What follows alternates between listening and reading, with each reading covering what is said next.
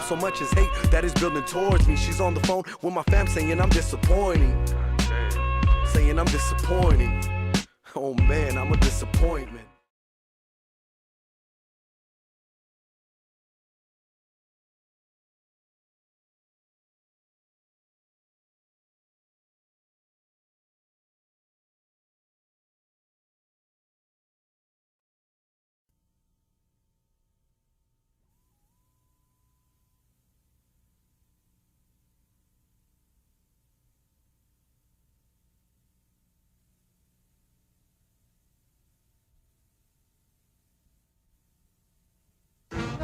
Society itself is failing.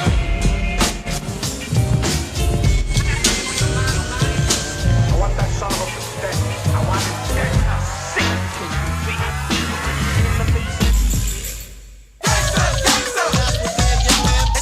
The gangsta rap and misogynist lyrics that glorify violence and denigrate women is nothing more than pornographic smut. And now the attack is on rap. Negative rap is not alright. Negative rap is not alright. There is no such thing as gangster rap. Rap is rap, period. People trying to like put a stamp on, you know, the type of music that we do and try to put a hold on it. I'd say it's reality. If gangster is reality, I guess that's it. Gangster, it's cool. Gangsta rap is opportunity for people in the ghetto who have nothing to do with themselves, such as ex-gang members, ex-drug dealers. All we doing is being reporters like Connie Chung and reporting what's going on. If I was a real gangster, I wouldn't be telling you what's going on, I'd just be doing it. I'm having a bad day, so stay out of my way. And with the pistol back and people say you better obey. With all the controversy surrounding so-called gangster rap and its alleged negative effect on America's youth, we asked 6 very different young music fans from around the country what they thought about the music and its message. Gangster rap is rap that depicts a lifestyle of crime and drugs and sex. I've never heard anybody use the term gangster rap except on the news. Basically, I think gangster rap is just hardcore beats with, you know, just dope lyrics over it, you know, just stressing a point of what people go through. But I think there are those rappers who don't draw the line between education and provoking violence. There's no such thing as gangster rap. Gangster rap is something somebody gave a name to. There's no definition for it. If someone was rapping gangster rap, it'd be kind of nice if they had some previous knowledge about it. Never let me slip, cause if I slip, then I'm slipping. But if I got my Nina, then you know I'm straight tripping. Is gangster rap determined by your dress, the songs you make, the album you make, the record company you're on, the town that you come from? These are all incredible variables that make it very hard for us to define what it is. Is Frank Sinatra a gangster singer? You know what I'm saying? Is Steven Seagal a gangster actor? I think what we have to do is define and understand what these messages are that are coming out of the music. If the messages are excessively violent and negative to society, then we need to talk about them and talk about them honestly. How did we get those messages? Really, it's a cry out because it's like genocide going on there. You're losing a whole generation of people that could help contribute not only to this country, to this world, and they're crying out about it through that music. There's such a difference now in terms of the attitude of rap music from the message to today. The message still implied hope. Don't push me, cause I'm close to the edge. I'm trying not to lose my head. It's like a jungle sometimes. It makes me wonder how I keep from going under. And that's just like 10 years ago, you know what I'm saying? So it's like the music has a message behind it. It's telling you, get it right. We ain't standing for this no more. Well, you know, 10 years, 12 years really later, with the absence of anybody paying attention to Melly Mel when he was saying, don't push me, we have kids who are saying, I don't care. You know, I'll buck you down, I'll do whatever I have to survive, because nobody cares about me, so why should I care about anybody else? Rat-tat-tat-tat-tat, came my tech from the bushes. I blast with no heart, cause I'm heartless and I tread. Poverty in America's inner cities has often led to crime, partly due to the lack of opportunities for the kids growing up there. But when in the early 80s the government dismantled many of the social programs that helped support these minority communities, the kids who made and listened to rap music were left with little else to do but hang out and seek support in gangs. Then, into this cultural and economic vacuum came the crack trade. So we start to hear now even more in the music, a different development, almost like despair. The crack cocaine trade brought with it a lot more money, more greed, and more violence, especially within the gangs. But in New York, hip-hop became an outlet for the youthful frustration that fueled gangs, such as Africa Bambaata's Zulu Nation. The greatness of Bambaataa was that he was able to transcend the energy that was involved in the gang scene and put it into this musical culture DJ scene that we now call hip-hop. So for the whole time since hip-hop was developed, in the mid-70s, a lot of the kids who would have been in gangs actually wound up becoming rappers, DJs, dancers. Before we had people that was teaching in New York, you had the X-Clan, you had Public Enemy, you had KRS, and who was putting pictures that was waking up people. Then this whole thing came from the West Coast, which I'm sorry to say was negativity. That's right. Those are still my brothers, but they was teaching negativity. New York rappers do a freestyle. They rap about lots of different topics, and it's fun, but all my records always have guns and drugs and criminal slang versus rap slang. So that's what I call it, the G style, the gangster style of rap. Got a knot in my pocket weighing at least $1,000. Gold on my neck, my pistol's close in hand. 6 a.m, police at my door. That's accredited to be the first gangster rhyme. You had everybody from New York rapping about my Adidas and my chain, this and South Bronx and everything. I wanted to put my city on the map. I'm from Compton. I know about Compton. This is what I've been through. This is what I want to rap about. So we formed NWA. Straight out of Compton, crazy motherfucker named Ice Cube. From the gang called niggas with attitudes. When I'm called off, I got a sawed off. Squeeze the trigger and bodies are hard off. From the success of NWA in that region, we also started to see rappers represent their own regions. 2 Live Crew represented the bawdiness of Miami with the bass sound. Ghetto Boys represented the blues influence, rough life in the different wards of Houston. The only problem is that there were intense problems going on in these neighborhoods at the same time, so it becomes a very heavy mix of music and also the neighborhood politics. And welcome to the ghetto. Welcome to the ghetto. When I walk outside of my door, I don't see no flowers and no, you know what I'm saying, and no ocean and nothing. It's not a pretty sight, so I just do my poetry about what I see. And my raps that I'm rapping to my community shouldn't be filled with rage. You know what I'm saying? They shouldn't be filled with the same atrocities that they gave to me. In the media, they don't talk about it. Rappers have a right to be angry, and I can understand where he's coming from. But if he doesn't tell his community, our community, why they're angry, kids are just going to see anger, and then they're going to clone themselves after that anger. And I bet those kids don't even know why those rappers are filled with rage. I couldn't help but notice your pain. Share it with me. Because I didn't have a father, it makes me cold and bitter. It's not like I'm saying, okay, now sympathize with me. I'm saying, remember that I'm telling you I did not have a father. So when you go, what kind of kid is that? What kind of morals do we got? I don't know. I didn't have a father, but I had pimps and drug dealers and robbers and killers telling me what I should do. You know what I'm saying? Because there was no Jesse Jacksons around. You know what I'm saying? Those people weren't around. All those people that pop up and say, we need to check what we saying and rapping and TV, those people are not around. I'm sure that Tupac had other people other than pimps and prostitutes and hustlers reaching out to him. It's just what he accepted. And even now, if that's the reality, that's the reality, but there's something more than that, Tupac. I mean, you're making movies, man, you're starring with Janet Jackson. You got an opportunity to do a different thing and send a different kind of message. During cross-examination, Dan Quayle had criticized the lyrics of one of Shakur had been locked up and he made bail. Tupac Shakur got his first dose of jail time in a Los Angeles court on Thursday, having been found. Why I gotta talk about guns? What makes me the representative for guns? Rather pop of a shot from my Glock and blast from the suckers. When did I ever say I was a gangster rapper? You know what I'm saying? I'm a thug. I think he has split personalities. He's crazy. I rap about the oppressed taken back. One day I'm gonna bust, blow up on this society. Why did you lie to me? I couldn't find a trace of equality. What do you think of Tupac? Rebel. First thing come to mind, I think Tupac's a rebel. When I think about Tupac, It's kind of funny because I hear a song about how you should protect our women. I see he's getting like charged for sexual harassment or something like this. He's kind of like contradicting himself. I gotta get mine, you gotta get yours. Do you feel in any way by having a 40, having a gun and a blunt, if that's glorifying the use of that to children? It might. I thought about that, you know. I thought about how much that, you know, the 40s and all of that, and I was kind of against it before, but... My homie Bree knew the time, whether it's rhyme or crime, I gotta get mine. Whatever I wrote was honest. It might not have been positive, you know what I'm saying? It might not have been politically correct, but I reached somebody, you know what I'm saying? They relating to me.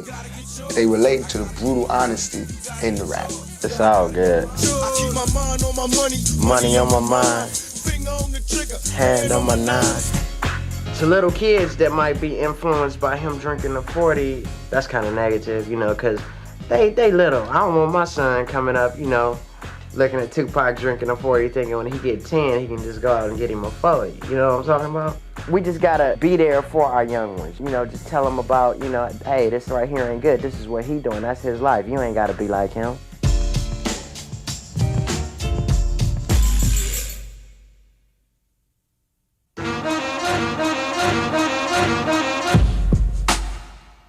When I was young, I used to get my gun, break out the GTA, and bust at the pigs for fun.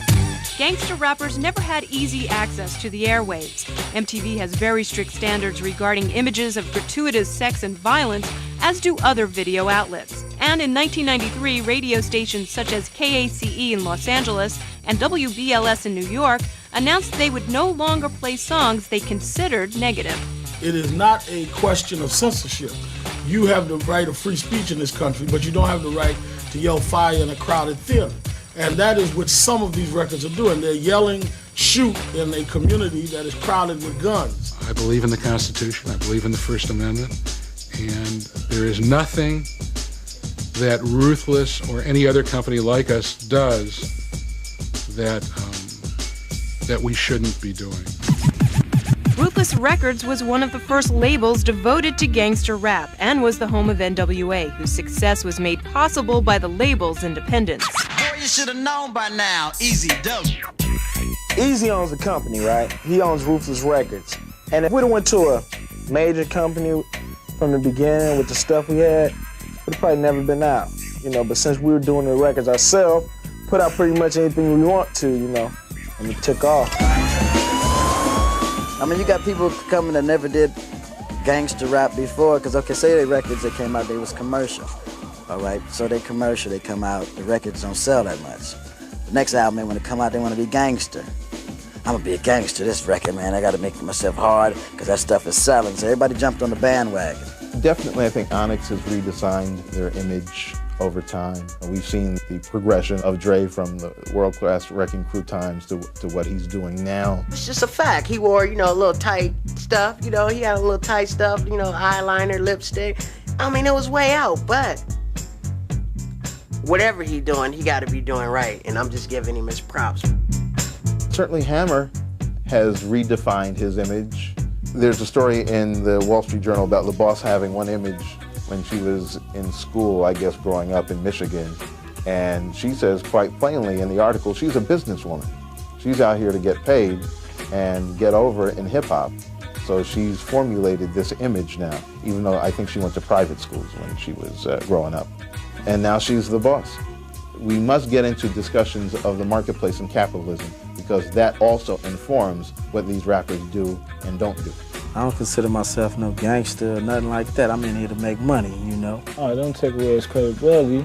It's just showing you that it's a business. He was probably manipulated by the music industry. They said, this is what you gotta do right now to catch the eye. So he just followed along to make the bucks, and he tried to work his way out of the society. And he did what he had to. It's a party in one.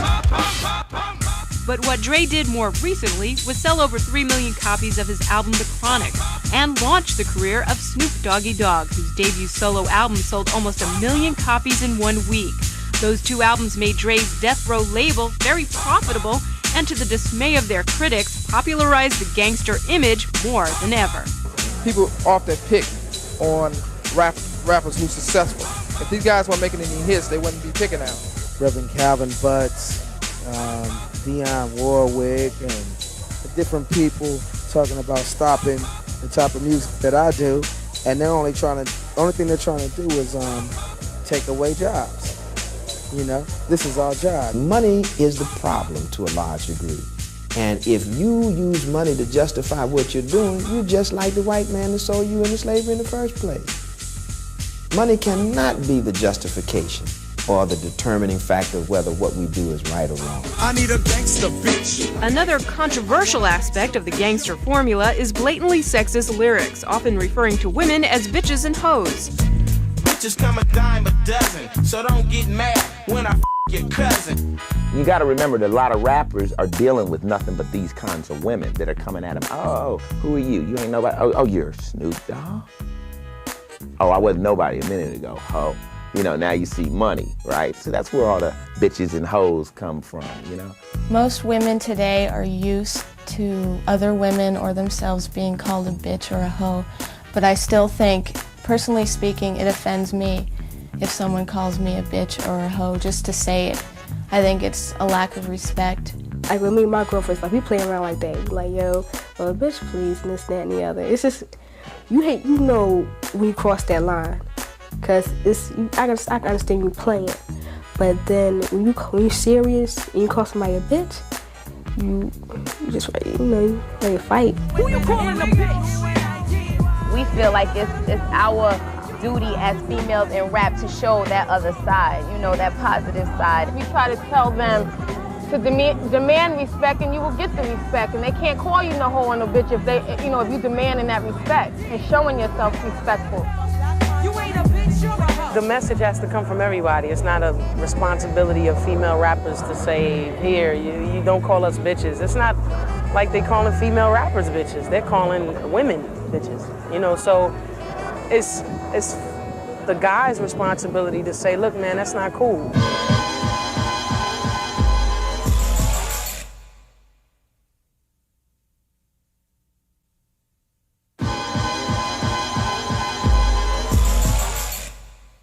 Snoop Doggy, Doggy, whatever his name is.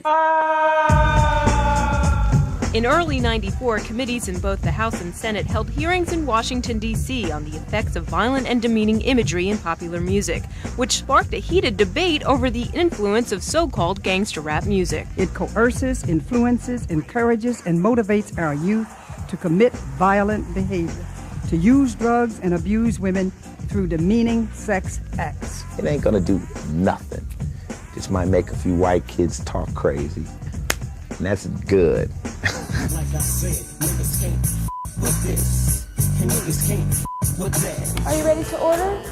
When I leave work, I'm really hyper because I'm glad that I'm done with my shift and I don't have to deal with the pressures of being perfect on the job. So I just put on some Snoop Dogg or Ice Cube, Dr. Dre, and just magnify that mood that I'm in because I'm not ready to go to bed when I get off work. I just want to have some fun. It's like that, and as a matter of fact, cause I never hesitate to put a fool on his back. Do you think that gangsta rap is promoting or contributing to the violent crimes committed by today's youth? I don't know. The answer is, it depends on what the end of the song is. I mean, what is the purpose of it? Is it to make people understand and empathize with and try to do something about these terrible problems? Or is it to legitimize violence and criminal conduct and ultimately self-defeating behavior? And for me to answer your question, I'd have to know the answer to that, and I just don't know enough to answer it. I don't think that rap music is the cause of violence. America is a violent place. And I think there are a lot of influences, on violence in this country. And we have to look at some of the root causes of anger and despair. Took them all out, but I caught one in the stomach. While there's still no conclusive proof connecting violent behavior with violent rap lyrics, a person's age, race, class, and environment all play a very important role in how these songs are perceived. This area right now, I've never seen any guns or anything like that. In my backyard, probably the worst thing that goes on is probably like some squirrels fighting or whatever. When they talk about the ghetto, I can relate to that too.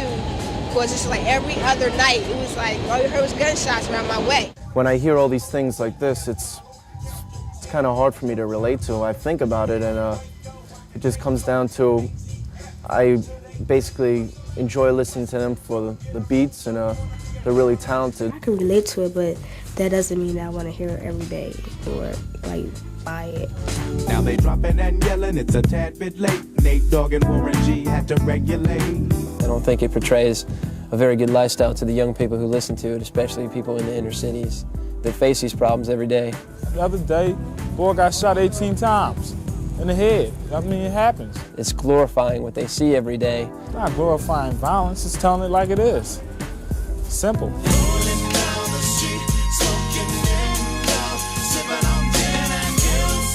We can get like Snoop Dogg walking down the street smoking Indo, sipping on gin and juice. This is where I started from, and I can't forget where I came from. That's how I feel about gangster music and gangster rap. I feel it'll always be around. It's a way out as far as releasing like stress, you know what I'm saying? Like releasing like where I don't gotta go smoke me a marijuana joint every day, you know what I'm saying? I can listen to me some Snoop Dogg and it'll elevate my mind just like that joint, you know what I'm talking about? As the debate continues over the influence of rap lyrics, some rappers and their opponents are looking to open constructive dialogue. Reverend Calvin Butts, who last year destroyed explicit rap tapes and CDs, now questions that approach. The steamroller was in fact what any good parent who was opposed to the filth in some of these records would do. They'd take these things from their children and throw them in the garbage can. I will not do that again. It was a one-time effort to draw attention. The reason why I think it's hitting the Reverend because he feels that the power that I have right now, if I was doing something positive as far as, hey, don't do drugs, don't do that, I guess he feels that it'll stop the violence, but I'm here to tell you that's not gonna happen. I mean, you know it and I know it, that's not gonna happen. Reverend Butts ain't got no love for us, you know what I'm saying? And it shouldn't be like that, especially if he's a preacher. You're supposed to counsel us, you know what I'm saying? Maybe if he sit down and said, look here, Snoop, you got that position, why don't you change your rap up like this and be more whoop whoop wham? Maybe I would respect him and when I'm writing, change it up a little taste and give him that right hand, you know what I'm saying? To say, okay, I'm gonna do this for Reverend Butts and change it up. I don't think that I'm suggesting that if he changes his rap, that will stop the violence. But I think I am suggesting that if we can provide some jobs and some other kinds of things that address what is at the root of these pathologies, we can. And I will try to reach, if somebody will tell me how to get to it. If there are real perceptions by young males, white, black, red, green, that, you know, women are bitches and hoes, then we better start talking about why they believe that. I say that all these records are always like an alarm. It's an alarm for us to do something.